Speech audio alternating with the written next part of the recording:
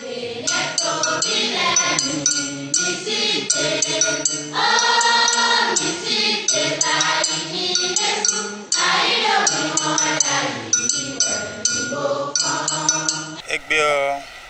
mi plero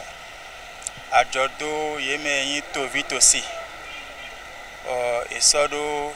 tenda khoda de leme yeka zan walo dagbe lo teme so yedo enele yebodo bonne gouvernance mais enele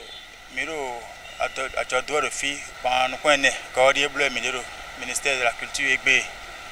yeme yime bo afijile agbe bodo gawo ro we ma kan gbasa ministère de ton yebodo eshia emle miso DPP eme no tijan yin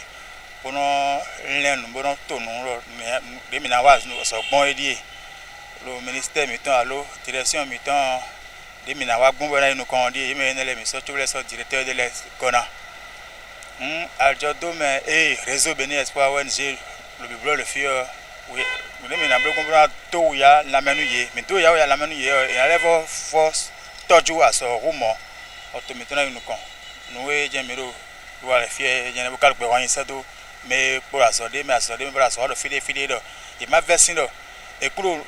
mi mo yewe o e kuro to ko to sewe o esin mi do ko sedo yewe boloro nu ku mi ton go file bi mi ro bi ye mo efe mi dajo ye bo do ya la manu ye mi ro di do ni yewe gbon mo we do mi le toju aso rumo mi le wuli bona rumo do niveau ede ede besin to kaka yaga niveau